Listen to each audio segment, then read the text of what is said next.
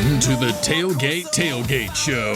The tailgate show for the tailgaters. Done by the not-so-ready for primetime pickers. Hosted by the Lunch Eaters Man of the Year and legendary broadcaster Bill Bubba Bussey.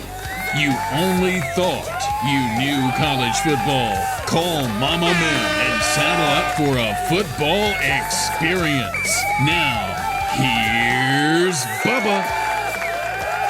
Hello and welcome back, everybody. It is the Tailgate Tailgate Show, the tailgate show for the tailgaters, done by the not-so-ready for primetime pickers. We're glad to have you along. I am your semi-retired, mostly washed-up host, formerly of the Rick and Bubba Show, and now the host of Bubba on the Lake and the program you're tuned into right now, the Tailgate Tailgate Show. We want to remind you our website is the Tailgate Show. Make that the Tailgate Tailgate Show. It even gets complicated for me sometimes. And you can see a full list of our radio partners there where you can hear the show at various stations at various times. We also have merchandise available. And we always want you to follow, subscribe. We don't want you to miss anything here on the program. And joining me is co-host and my favorite son, Hunter Bussey. Hunter, how are you? Good. Yeah, last time I checked, I'm your only son once again. But, yeah, I'm happy to be here, ready to talk some more playoff football because it was a heck of a first round with some of the games, and some were snoozers, but we're getting into the meat and potatoes now of the postseason. So well, we're going to talk about that. We're going to talk about the format, get everybody's ideas on that. Also joining us from beautiful Rainsville, Alabama, God's green spot up there for Christmas, it is Nathan Hall. Nathan, how are you? Yeah, I'm doing good. I know people are used to hearing me talk about the Indianapolis Colts to open this thing up, but the Christmas season is about peace, gratitude, happiness, things that the Colts don't ever bring you. So I can't talk about the Colts this week. We got a good slate of college football ahead of us, some good playoff matchups, and I'm excited to get into some of that. Hey, nice hat too. I appreciate that. I'm trying to bring a little bit of Christmas magic. I know we're audio only, but I got the elf hat on. So well, you never know. We're recording video. I keep trying to get my trusty producer to play a little more with the video side, so we may end up with a little video clip out of this. Our guest picker this week, Clint Lamb from Cover Crimson. Clint, how are you doing, sir? I'm doing fantastic. I hope you guys are having a good holiday season. Oh, we are. We're doing fine. Now, Clint, tell us a little bit about Cover Crimson. What is that all about? So I was working for On3 Bama Online, and, you know, I love doing the video side of things. I was doing some video for them, but I love, you know, I had a radio. Well, I was part of a radio show for a couple of years up in North Alabama, so decided to kind of take things in a different direction, start our own thing. It started off through the next round, but we've since broken off. But it's Jimmy Stein, myself, Emily Grace McWhorter, who does a fantastic job. She also works for Yale, Alabama, and has a lot of ties to the university. And then we also get a lot of guests and stuff on as well. So just a daily Alabama show on YouTube, Apple, Spotify, and we've been doing it, I guess, for a couple of years now. Well, I guess about a year and a half now, but it's been a blast. As you guys can probably relate, as far as starting something new and watching it grow, that's certainly been an enjoyable process for me and for us. So looking forward to continuing on what we've already started to build. Clint, I've got to ask you this. When you only report on one school, one team, does that limit what you can say about them? Because if they do something really bad or really stupid, can you criticize the coach, or do you have to temper that a little bit? Well, if you're not supposed to, then I didn't get that memo, because I certainly am willing. I have a belief in being honest. Now, granted, sometimes I'm sure there's some natural, you want to put it through a certain lens, because I do think that the problem, and I don't think it's just Alabama fans, I think it's everybody, but the reaction, if you're too polarizing or you're too animated about something, the fan base is going to take whatever you say and they're going to 10X it. So if you're already overly emotional or, overly critical or anything like that, then just understand that, if I start criticizing Ryan Williams for drops and everything, and I'm not willing to put in some caveats with that, and the understanding that he's still a really talented player, a good player, sometimes, people will run with that a little bit too much, and then you start getting unnecessary comments about people, and you just never want to see that. So I'm always weary about what I say and how I say it. But at the same time, I'm also always about being honest, because I don't think being biased or being, putting things through just one singular lens, I don't think that's beneficial, whether it be to me, to our listeners, or really, if I'm covering Alabama, I don't think it's beneficial to Alabama. I kind of try to tell it like it is. My opinions aren't always popular, but they're honest. So that's kind of always been my approach. Well, I think that comes across too in what you do. People can tell that if you're just strictly giving everybody one side of the story, you're not going to have a lot of people following you either. So good answer on that. Before we get started, let's look back at last week's pick. Myself, Hunter, and Nathan all went 3-1. Our guest picker, Lance Ingram, a.k.a. Dr. Lou, ran the table at 4-0. So we're still, as a group, though, I will say this. I think our picks have been pretty solid. I'm 90-32. Hunter is 83-39. Nathan, 82-40. And we're still ahead of the guest pickers by a fairly large margin. By the way, I talked to webmaster Logan About to Run. He said he would get the website updated. I don't know if you've seen his Christmas lights display, but that's kind of taking up his time right now. So we're on the back burner till the Christmas season is over. And if you have not been to Southside, Alabama and seen that, look at my social media. You need to go check it out. Really a cool setup. All right, guys, question of the day. Let's dive right into this. After the first round of this year's playoff games, do you think the group of 5 should even be considered by the committee in the big playoff picture moving forward? Hunter, I start with you. Oh, goodness. Yeah, I used to think that a lot of teams deserved a chance like a James Madison or a Tulane, but after about the third year in a row where these teams are getting blown out, I'm kind of over it. I think those two should play for a championship in the group of 5 championship, whatever you want to call it, whoever it wants to be sponsored by. But a Vanderbilt, Notre Dame, whoever, I think would have put up more of a fight this past weekend. But I could be wrong on that. I don't know.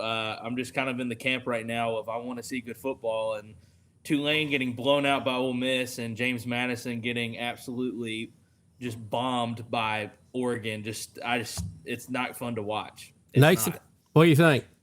I say absolutely not, and I'm not basing that decision off the result. Had Tulane and James Madison won their games, I would still say no, they don't need to be in, because we have to base this to a certain extent on resume and what have you earned on the field. And their schedules are a joke. I mean, they're not even playing the same sport. I made the joke off the air. This would be the equivalent of Georgia going and playing the Denver Broncos for a championship. Like, it's not even the same thing. They need to have their own section, their own bracket, their own tournament, whatever, the NCAA wants to do there. And also, I want to defend John Summerall a little bit, who's about to take the reins in Gainesville. This has nothing to do with his ability as a head coach. This blowout to Ole Miss, the recruiting is not the same. The funding is not the same. The level of competition is not the same. He is a phenomenal coach. The fact that he was able to do what he did at Tulane is impressive. And we can't look at this blowout to Ole Miss and say he's not going to have success at Florida. But no, to answer the original question, they don't need to be in the playoff. There are 5 or 6 other teams that would have been very competitive in these games, and it's a wasted spot. Now, Nathan, I know your brother David is a very respected blogger, and he feels a little different about Summerall, doesn't he? Well, yeah, he tweeted that Summerall stock is plummeting, and I mean, I don't. It's a knee-jerk reaction, I think, to the fact that you look at the scoreboard and say 41-7. But I don't agree with the criticism to John Summerall, because he went to Oxford and got we all saw what happened. It was horrible. Same with James Madison. But no, I think Summerall is going to be fine. I don't think he's going to go to Florida and win an SEC title this year, but I don't think you can look at that game. I mean, it's not even. I joke about the fact that it's not the same sport. It's the same sport, but it's really not. I mean, group of 5 football compared to the 10 best teams in the country, they have no business playing in a playoff game. Well, we'll talk a little bit about why that has occurred that way. Clint, I have to tell you, I picked Oklahoma because I thought Alabama's offense had just been sputtering and getting worse, and injuries, and they just didn't look like the team mid-season. But, boy, they found it in the second half. They did. They made some fantastic adjustments. And really, I guess it started in the second quarter when you're able to erase a 3-score deficit in a matter of minutes. And it was really all three phases. The offense got things going, 9-play, 75-yard touchdown drive that, they did have to convert on fourth down. They had to convert on a couple of third downs. But they were able to march down the field, take about 4 minutes off the clock. Defense goes out there. Was able to, I think Oklahoma went on a 4-play, 19-yard drive, so it wasn't anything crazy. Was able to get off the field relatively quickly. You end up blocking a punt. That still was an interesting. I don't know what the punter was doing there, but you ultimately were able to block the punt. You kick a field goal, you get something out of your field goal kicking. Obviously, Connor Talty had a much more successful day than Oklahoma's kicker, but then also. Defense goes out there and gets a pick six. I mean, that will turn things around really quickly. And from there, I just think that I liked the game plans going in. If you're going against an offense like Oklahoma's, a defense like Oklahoma's, you don't want to hand them the ability to steal your signals or decipher your signals throughout the course of a game, but you also need to be wary of crowd noise and being in a hostile environment. I thought that they had a great game plan with that, kind of changing the tempo, going the sugar huddle some, just enough to keep Oklahoma off balance. Defensively, they kind of were allowing John Mateer to sit back there in the pocket early, but they ultimately started adding bodies and blitzers and putting him under duress, and I don't think he responded great to that. Just a great performance once they got down 17-0. But something that I've told people a lot, from the time that they went up 17-0 against Auburn until the time they were down 17-0 against Oklahoma, they had been outscored 65-17 in the 7 or 8 quarters of football that they had played. Like, that is unacceptable. But from that point forward, they outscored Oklahoma 34-7. So their ability to kind of right that ship and kind of flip the script there was certainly impressive. But they got to avoid what they had gone through the previous 7 or 8 quarters moving forward. Clint, what about the playoff structure? How do you see that? As far as the G5s, I agree to an extent. I think it can be situational. Now, granted, I don't know if – what I don't like is that the committee essentially they'll rank Tulane 20th in the country. They'll rank James Madison 24th in the country. And then which is them essentially saying we think this is the 20th and the 24th best team in college football. I still don't agree with that, but even just that picture, then turning around and saying, but they're going to get into a 12-team playoff with those rankings. I think the automatic qualifiers, if it's some of these teams, Cincinnati a couple of years ago, I thought they were a good football team. Obviously didn't perform well against Alabama, but if they would have had them in a 12-team playoff, I wouldn't have been upset about it. I do think it can be situational. The problem is the automatic qualifiers. And the fact that, this is not the year if you are a G5 fan to be arguing for the G5, because just none of them deserve to be in relative to Texas or Vanderbilt or, obviously Notre Dame's. So, I do think it could be situational, but they're going to have to do something about it moving forward, because getting 2 in this year and just the results, everybody knew what was coming pretty much all week, and it played out exactly the way that we thought it would.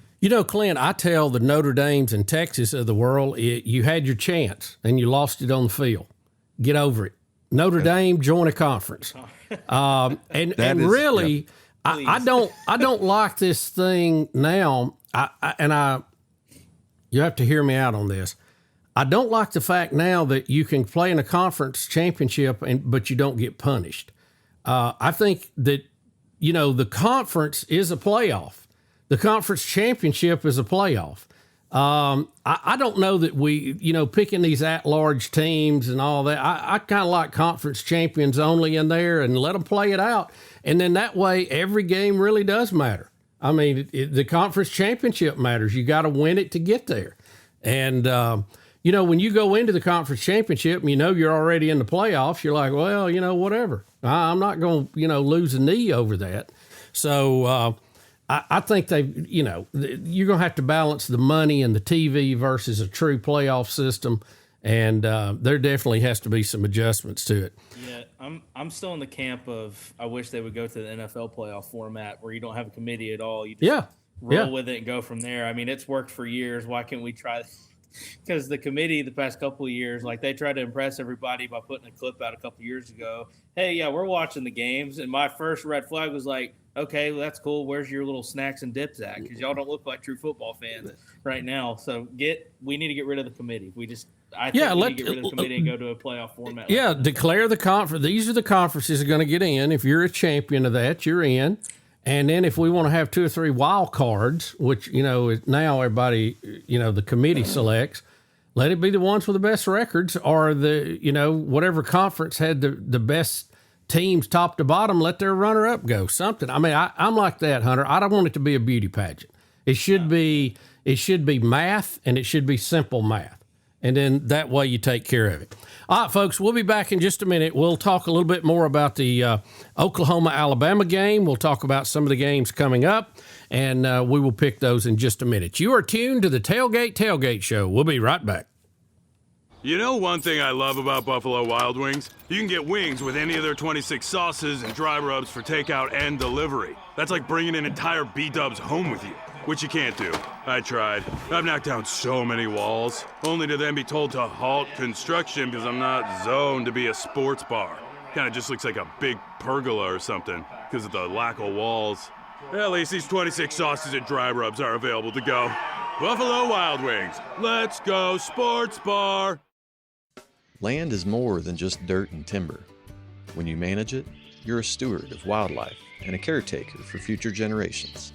The Management Advantage was built for people like you. For over 20 years, they've shared proven knowledge from some of the nation's top land and wildlife managers. From food plots to predator control, it's education that turns passion into a lasting impact. Have the advantage on your property. Subscribe on YouTube and follow the Management Advantage on social media today. Attention business owners, print buyers, and production managers. Guaranteed Labels is here to help you focus less on your printing, labels, decals, and focus more on growing your business. Guaranteed Labels wants to be your reliable printer. Quality, on-time shipments, and stock programs set us apart. If you're needing to focus less on your printing and more on your business, trust Guaranteed Labels, 205-640-4552 or GuaranteedLabels.com. Guaranteed Labels, still sticking since 1988.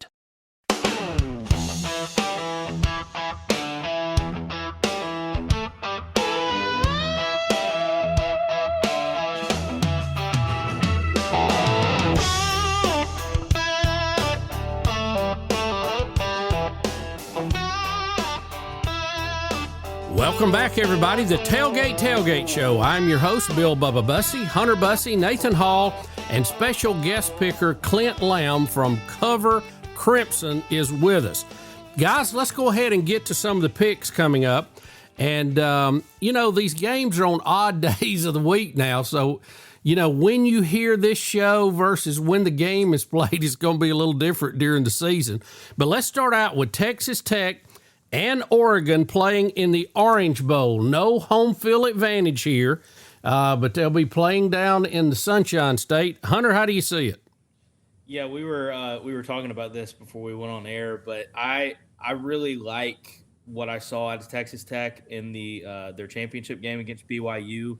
They can really spread the field with their offense, and Oregon is very fast, but I kind of agree with what we were saying off air. I think the Ducks are going to stop quacking this weekend. I got the Red Raiders. Wait a minute, because I'm showing Oregon a 1.5 favorite. Is that the line y'all got? 1.5? I think so. Yeah. It's close, but technically, I'm going to have to give you the air horn. Upset air horn. All right, Nathan, what do you think? The Red Raiders and the Ducks. We're to the point now to where none of the upsets are crazy. There's a lot of parity here. I'm looking at Texas Tech's defense, which has been the bright spot for them all year. Points allowed per game, 3rd in the country. Yards allowed per game, 5th. And turnovers forced, 1st. And then you got Jacob Rodriguez leading the defense, who was 4th in first place votes for the Heisman. He's probably the best middle linebacker in college football of, the last decade at least. I think it's going to be too much for Oregon.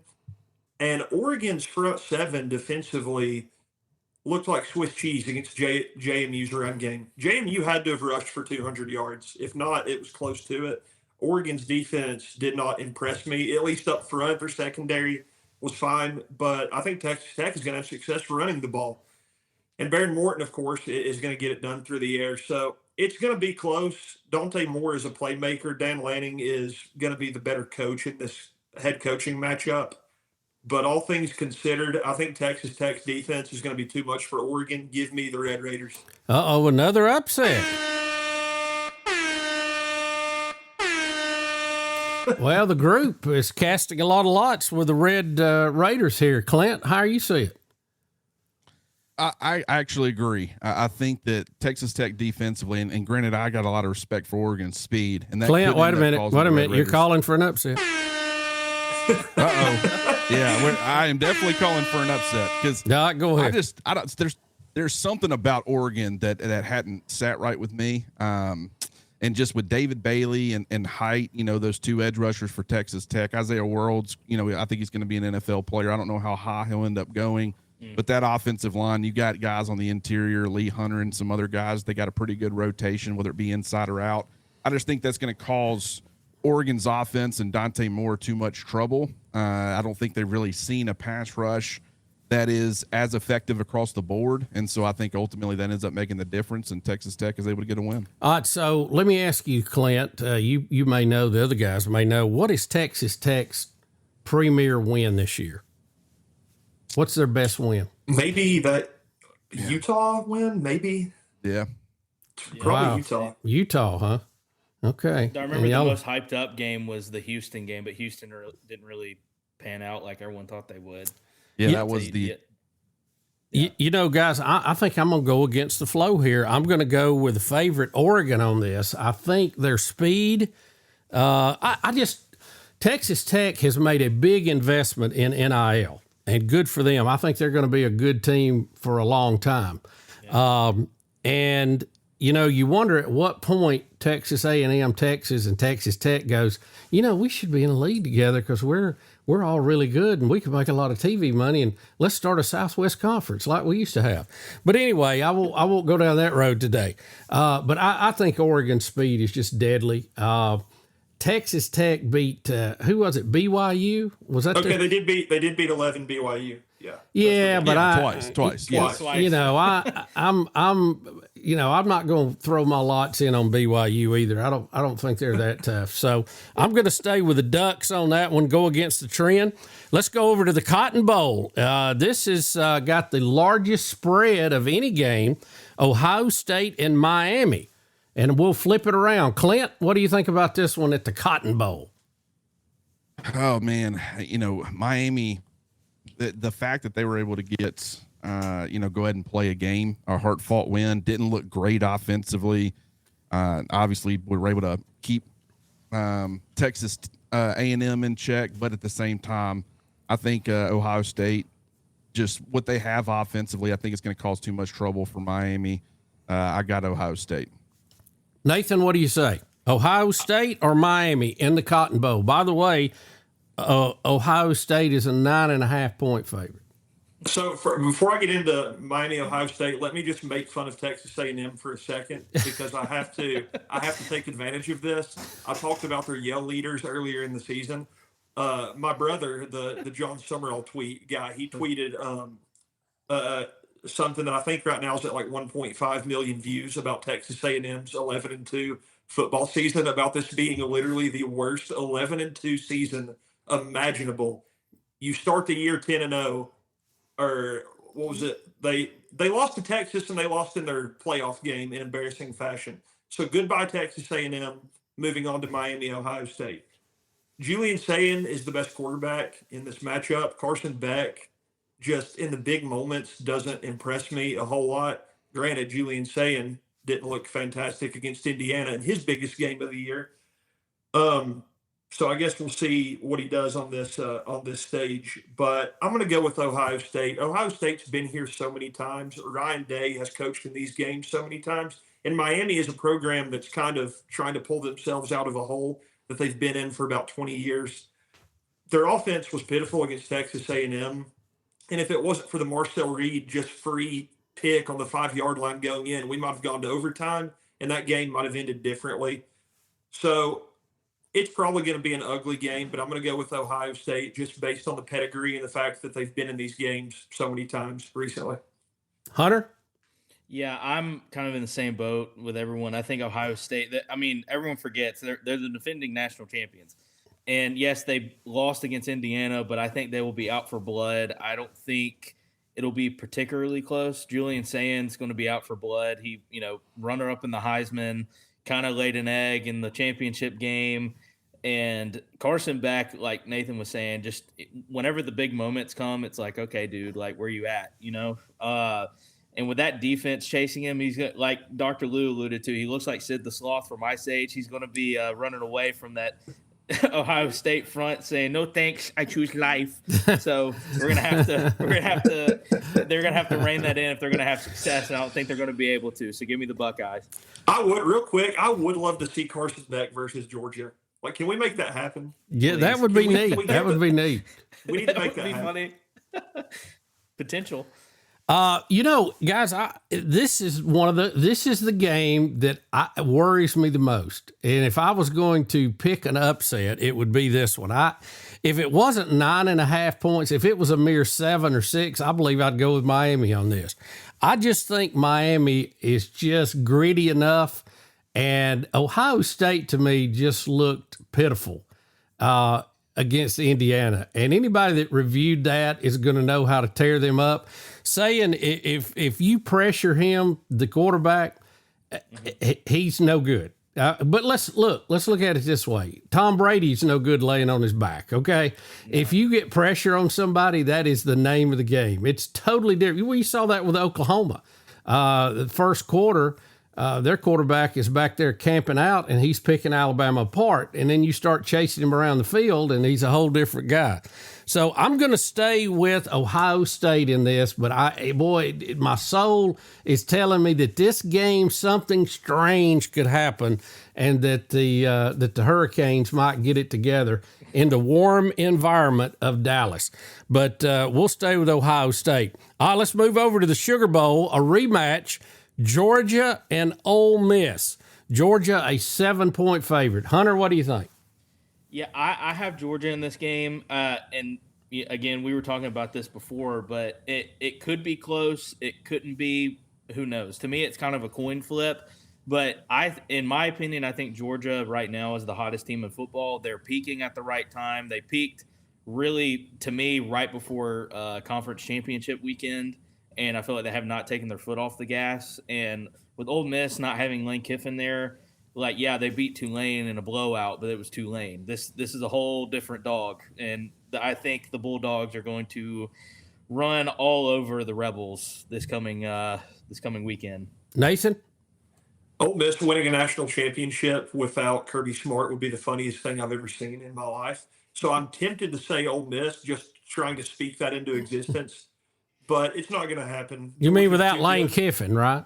Without Lane Kiffin. What did I say? It said Kirby Smart. I started to say, wait a minute, is there another coaching change we don't know about? Breaking news. Yeah, hey, this year in the SEC, you never know. But, without Lane, I think it would be fantastic. But I'm not going to pick against Kirby Smart. I think that's just not an intelligent pick. Like I said with Ohio State, he's been here so many times. He's been in these games, and I feel like Ole Miss, in their locker room, their emotions are going to be coming off of the beatdown against Tulane and now realizing, okay, we're about to play a completely different sport against Kirby Smart and the Georgia Bulldogs. I don't know where they're going to be, and without Lane Kiffin, I don't know where they're going to be at emotionally. I think Georgia is going to be even keel, been there, done that, business as usual. They're aiming for the national title, and I think Ole Miss is aiming at Georgia. That's kind of the difference. So I think Georgia is going to win this one. But I don't know. Trinidad Chambliss, I said the last time Ole Miss played Georgia that Trinidad Chambliss was going to have 3 phenomenal quarters. And then in the fourth quarter, in Sanford Stadium, the moment was going to be too big for him, and he was going to kind of not really collapse, but there was going to be a drop off. And we could see something similar here. I mean, he's an electric player. He's made a lot of really, really big plays this year. But I'm never going to pick against Kirby Smart. Give me the Georgia Bulldogs. Clint, what do you say? I'm right there with those two guys. I think y'all nailed the points too. I mean, I think being without Lane Kiffin against a team like Tulane, the talent gap was too big. The talent gap favors overall Georgia, and Georgia's been figuring some things out defensively. I think offensively, Gunnar Stockton's starting to play really good football. Maybe not his best football against Georgia Tech, but just overall, I think that they've been able to rely on him a little bit more. We don't know the health status of Kejuan Lacey. I think that significantly impacts Ole Miss if he's unable to go or he's limited, either one. So I just think that there's too many things pointing in the direction of the Bulldogs. So give me Georgia, and, we'll see what happens moving forward. Yeah, I'm going to have to go with Georgia, too. I think them and Indiana's probably playing the best football of anybody right now, and it'd be hard to pick against Georgia. Ole Miss will have a good crowd there. They will try to make it a game. I imagine their fans will get in fight with LSU fans out on Bourbon Street when they argue about Lane Kiffin. So they may have two losses, one on the field, one down on Bourbon Street. But it will be, look, I think it'll be a great game. Don't get me wrong. I don't think Georgia will walk away with this, but they will win it in the fourth quarter. I'm going with the Dogs. Hunker down, Silver Britches. So we'll be right back in just a minute. We'll take a closer look at Indiana, Alabama, and a little bit more in just a minute. You're listening to the Tailgate Tailgate Show. Hey Auburn fans, this is Lois Ann Murphy, your owner-operator of Chick-fil-A Alex City, located on Highway 280. As a former Auburn cheerleader, football is my favorite time of the year. Tailgating and Chick-fil-A are a perfect match. Let Chick-fil-A Alex City take care of all your catering needs. We have a variety of trays, nuggets, mac and cheese, grilled cool wraps, and more. All are perfect for your tailgating needs. Place your order through the Chick-fil-A app or call 256-289-7955 and War Eagle. On the water or off, experience lake life to the fullest at Russell Lands on Lake Martin. Spend your mornings with breakfast at Fanny's. Afternoons, you can explore over 100 miles of trails through Russell Forest. And for dinner, how about the Southern farm-to-table flavors at Spring House?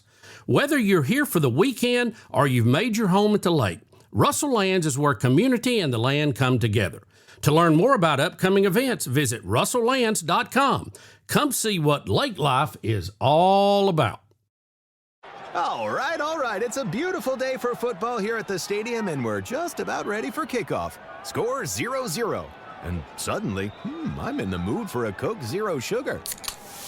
Real Coke taste, zero sugar. Now that's a winning combo. Yeah, crisp, refreshing. That hits the spot. When it comes to great taste, Coke Zero Sugar's always on the scoreboard. Coke Zero Sugar. Real Coke taste, zero sugar. Land is more than just dirt and timber. When you manage it, you're a steward of wildlife and a caretaker for future generations. The management advantage was built for people like you. For over 20 years, they've shared proven knowledge from some of the nation's top land and wildlife managers. From food plots to predator control, it's education that turns passion into a lasting impact. Have the advantage on your property. Subscribe on YouTube and follow the Management Advantage on social media today.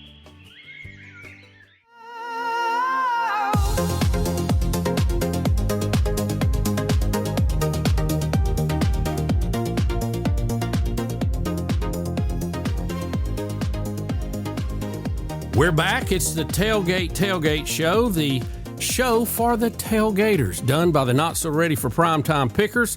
I'm Bill Bubba Bussey, Hunter Bussey, Nathan Hall along with us, and special guest picker Clint Lamb from Cover Crimson is with us. Speaking of covering Crimson, are you going to get to go to the Rose Bowl, Clint?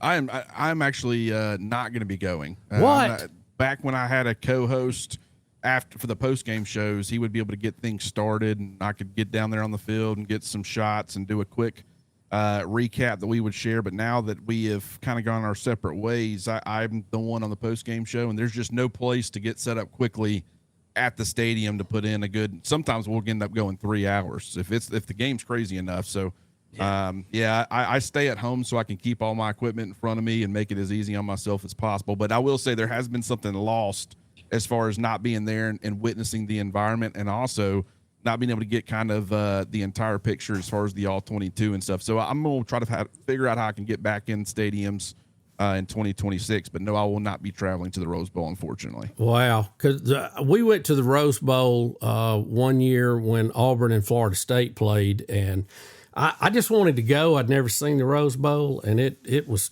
quite a magnificent scene with the snow-covered mountains behind it, and all the history of the Rose Bowl. As I was growing up watching USC play, we didn't have the luxury of what we have today, being able to watch all these games. So ABC covered Southern Cal a lot, so we got to see them and all their very many Heisman winners they had, and just to get to see that was pretty incredible. So Indiana, who is the new guy at the table, versus the old guard of Alabama, and Clint, Indiana has been playing lights out. I mean, they've burned me 2 or 3 times this year on picks, and I finally had to become a believer. So Hunter, I'm gonna save Clint till last because it's Alabama. What do you see on this one? Yeah, this one I think is going to be a really close game, more than people think. I think Alabama kind of showed that they still have some left in the tank going into Norman and beating Brett Venables, who had the look on his face. The same guy in Fallout had the look on his face. Like I was like, everyone in that stadium was like, "You got to be kidding me!" Especially when their kicker went back to back and missed 2 in a row. Yeah. After the announcer, he hadn't missed a kick all year. I'm like, that's the kiss of death right there. That's where they get you. And how many times does that happen, by the way? I mean, what is the odds of that? That kicker's not listening to the broadcast. He doesn't know what they're saying. It happens too much. Yeah, it does. Too much. But I think it'll be really close, and I think in the fourth quarter, this is going to be a hot take, almost as hot as it will be on Christmas Day over here at the lake. I think Alabama's going to win this game by a field goal. Close. I really do. I think they're going to win this game by a field goal. So give me the Crimson Tide in this game. I don't even know what the line is on this. Nathan, what do you think? I think you mentioned Indiana being the new guy at the table. Kurt Cignetti does not give off new guy at the table energy to me. He feels like he's been doing this for 20 years at this level. I mean, there's no fear whatsoever. The 2 areas of the game to watch are Alabama's ability to run the ball, which they haven't done well the last 2 weeks. -3 yards against Georgia. I think 28, 30 rushing yards against OU. So can Alabama run the ball and control the clock? And can Alabama's secondary hold up against Fernando Mendoza, who's not, I mean, if we're talking about like past Heisman winners, he's not one of the best quarterbacks. I don't know if he's thrown 300 yards in a game this year, but he makes the big plays when he needs to, like the Charlie Becker pass against Ohio State on 3rd and 6 to seal the game. That was just as clutch as it gets. So can Alabama run the ball? Can their secondary hold up against Mendoza? I think John Mateer threw for over 300 yards in this game. So those are the 2 areas Alabama's going to have to kind of, improve and really focus on in the film room going into this game. It's funny, side note, everyone from Alabama is flying out to Pasadena to watch this game. And my brother, who lives in Pasadena, 10 minutes from the Rose Bowl, is flying to Rainsville, Alabama for Christmas. So, I guess they're just going to cross paths there. But yeah, in terms of who I think is going to win, this is the hardest one to pick of the slate, I feel like. Yeah. I'm going to say Indiana wins it close.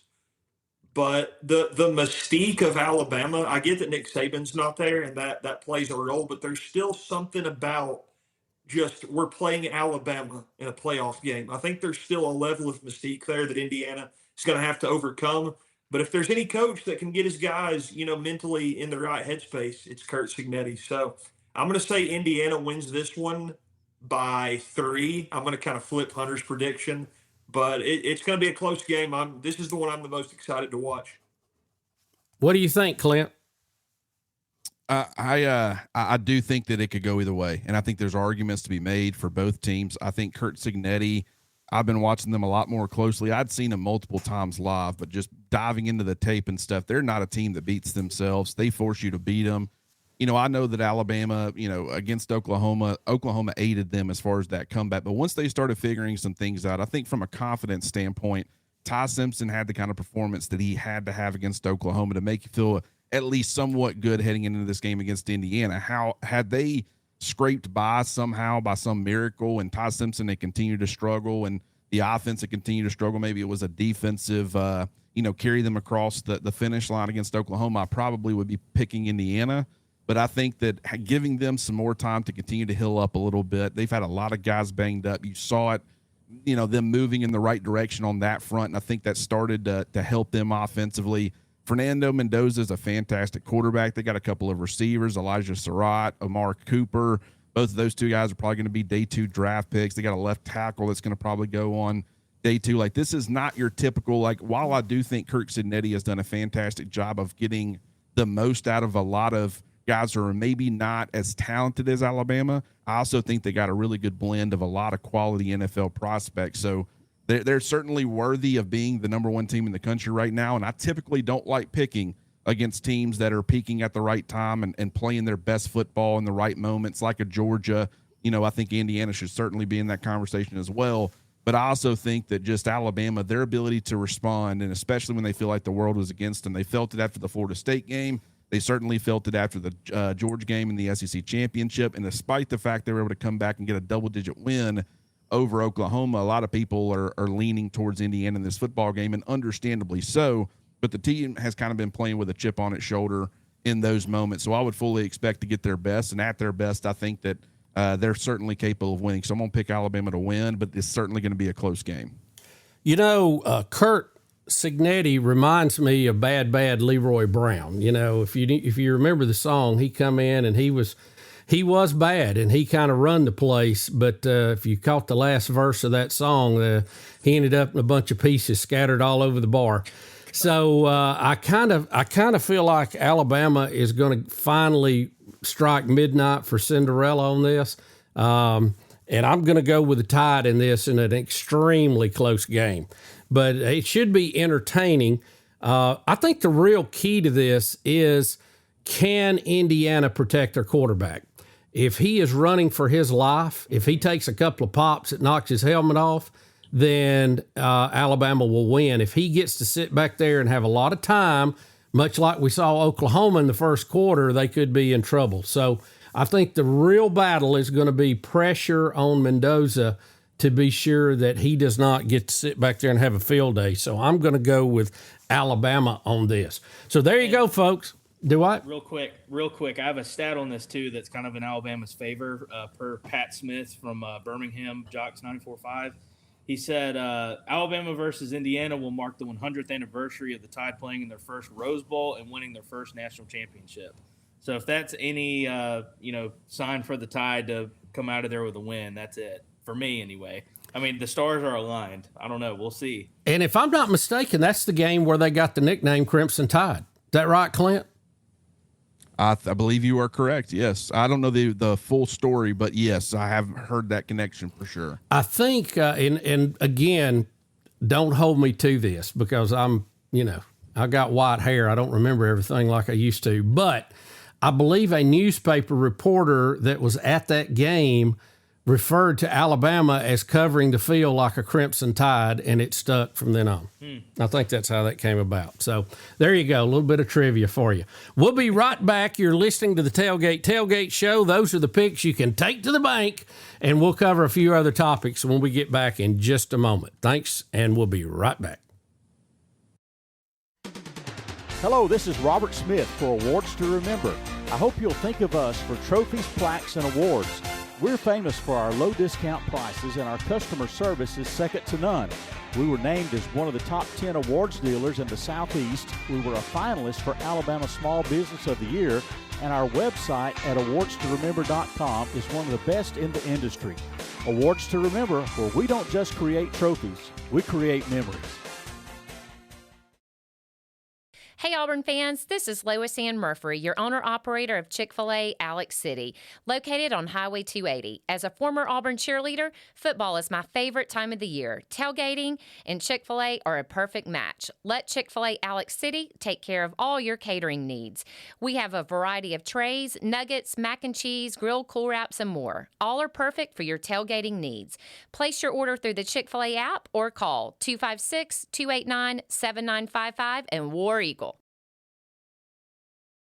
Looking for your dream home at Lake Martin? Trust Adam Yeager at Lake Martin Realty. Adam's honest, hardworking, and puts you, the client, first. Every time. With his local expertise and dedication, he'll guide you to the perfect property, hassle-free. Whether buying or selling, let Adam go to work for you. Call Adam Yeager at Lake Martin Realty today, 205-914-0830.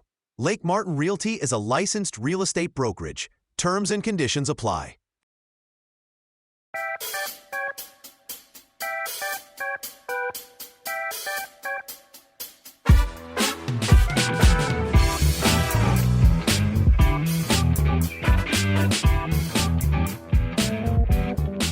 We're back. It's the Tailgate Tailgate Show, the tailgate show for the tailgaters, done by the not so ready for primetime pickers.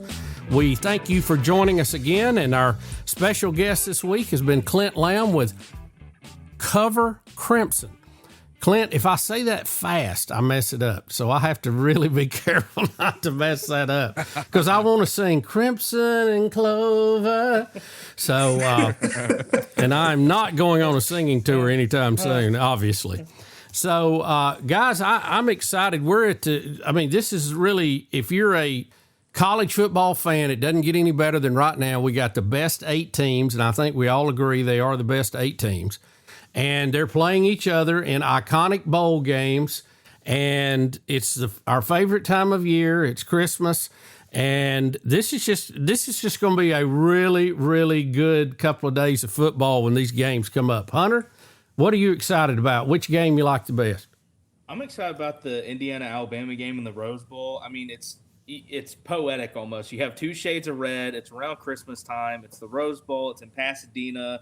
To me, like when I got off that bus when we went to go watch Auburn play Florida State and, have our hearts broken, when we got off that bus, and it felt like, I think that's what the Pevensey kids felt like when they came out of the wardrobe into Narnia. When I saw that stadium, I'm like, oh, wow, this is there. Nice. It is. This is great. Yeah. So I'm excited about that game. I'm excited to see I think the Miami-Ohio State game is going to be good, but that Indiana Alabama game is going to get me on the edge of my seat. I think it's going to be a good game.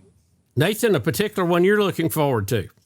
In terms of X's and O's, it's definitely Oregon, Texas Tech, just because I'm curious to see how Texas Tech's defense does against Dante Moore in this Dan Lanning unlimited NIL high-powered offense. But to kind of echo what Hunter said, I've spent a lot of time in Pasadena over the last few years, having family out there now, and it is college football. Like the Rose Bowl Stadium is college football, and the fact that we're getting Kurt Cignetti in his sort of debut of Indiana being one of the premier teams in college football, going against the old guard of Alabama, who's been there, done that for the last 15 years or so. It's going to be really beautiful to see. So it's probably the Rose Bowl at the end of the day is what I'm most excited to watch. Nathan, I've got to ask you this. What school is it your brother teaches at?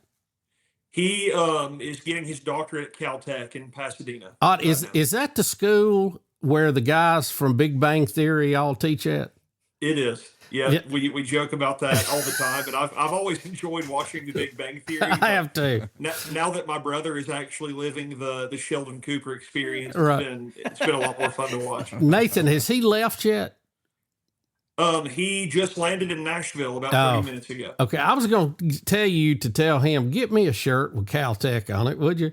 We can make that happen. I need a 3X, I got to have something with Caltech on it. I just think that would be hilarious. Make that happen. Clint, which game, and I know what you're going to say, you're looking forward to? Yeah, I think the Alabama-Indiana is like the obvious, but outside of that, I completely agree with Nathan. I want to see Oregon and Texas Tech, because Texas Tech, they're kind of it's another one of those kind of mercenary situations, kind of like Ole Miss, where they went out, they spent a lot of money on NIL. Granted, Oregon did the same, but they've been doing that for a long time. And, with Dan Lanning and kind of what happened to them last year being the number 1 overall seed, how they fell short, I'm curious to see after watching them play in the first round, how they continue to grow and develop, but also with Texas Tech, a lot of talented players on both sides of the football. So I'm excited to see some of those matchups. And I guarantee you a lot of NFL evaluators, while they're going to be looking at all of these games, I think there's some guys in that Texas Tech Oregon game that they're going to be keeping a little bit of a closer eye on for sure. Yeah, I like all of them. I mean, I'm not going to miss Indiana, Alabama. No way. I think I would go out of my way to see any of the rest of them. So I think it's just going to be what we're going to see in these next 4 games is what the college football playoff system was meant to be. It's supposed to give us these great games. I think they will be. They'll be exciting, and we're looking forward to it. Clint, this is the part of the program where we let our guest picker plug away. You did a little bit of that to begin with, but tell us again what you're doing and how people can follow you and see your content. Yeah, we've got a daily show over Cover Crimson on YouTube, and if you search for it as far as Apple or Spotify, wherever you listen to your podcast, you got to search the Cover Crimson Podcast Network. We screwed it up the first time, and so if you search Cover Crimson and try to follow that one or download that one, you'll end up, I don't think we've updated that one since October of last year or something. So definitely need to include that podcast network. And then on Twitter, at Clint R. Lamb, do a lot of stuff over there. Certainly enjoy that. But the YouTube channel, The Daily Show, is where you'll get Jimmy, EG, and myself pretty much every day. Well, I know y'all are doing a good job if EG's on there. Yeah, and speaking of EG, Clint, you were asking about what her pick record was when she was a guest picker on here. It was 3-3. So okay, all right. So she gave me a little something to work with. Yes, she gave you a 500 baseline, so you got it. We're golden. Watch, hey, I mean, I guess we did 4 games. I watched me go like 1-3 or 2-2 in Magic. That's just how it'll go. And I'm sure I'll be hearing about this clip if I do. So, well, Clint, thank you for joining us, and we hope to have you back again sometime. We'll remind everybody that our website is the tailgateshow.com. Drop me an email there, Bubba at tgtgshow.com. We changed it up a little bit there just to keep it interesting. And don't forget to subscribe, turn on notifications. We don't want you to miss a thing on the program. Also follow us on social media and give us that little thumbs up, like, or whatever the case may be. You know, all that stuff you got to do now, Clint, to keep your metrics up and keep everybody finding your content. Man, it's a new world, isn't it? Yes, sir. The grind's a little bit different than it was in radio, isn't it? Yeah, it is. It's a little bit different. And, you know, I love radio, grew up in radio, and spent a lot of time in it over the years. But we also did some podcasting, and we've enjoyed doing that for this past year with Bubba on the Lake. We've got 40 episodes of that in the bank, and we're approaching, well, this is number 18 for the Tailgate Tailgate show. And on our website, I want to remind you, we do have radio partners that air this at different times on Saturday morning. And now that we're in the playoffs, some of them are airing it, some of them are not. So just check the website, and you'll be up to date on everything you need to know. Folks, thank you for being with us. We have enjoyed it. We will be back. We got, I guess, 1 or 2 more episodes to do before we crown a national champion. And be sure to tell your friends and your family about it over this long weekend. Have a Merry Christmas, and try to remember the true meaning of Christmas. And we appreciate it. Until toe touches leather again, we're going to enjoy some playoff games, and we will talk to you then. Thank you for being part of the team. All right. It's a beautiful day for football here at the stadium, and we're just about ready for kickoff. Score 0-0. And suddenly, I'm in the mood for a Coke Zero Sugar. Real Coke taste, zero sugar. Now that's a winning combo. Yeah, crisp, refreshing. That hits the spot. When it comes to great taste, Coke Zero Sugar's always on the scoreboard. Coke Zero Sugar. Real Coke taste, zero sugar. You know one thing I love about Buffalo Wild Wings? You can get wings with any of their 26 sauces and dry rubs for takeout and delivery. That's like bringing an entire B-dubs home with you, which you can't do. I tried. I've knocked down so many walls, only to then be told to halt construction because I'm not zoned to be a sports bar. Kinda just looks like a big pergola or something because of the lack of walls. At least these 26 sauces and dry rubs are available to go. Buffalo Wild Wings. Let's go sports bar.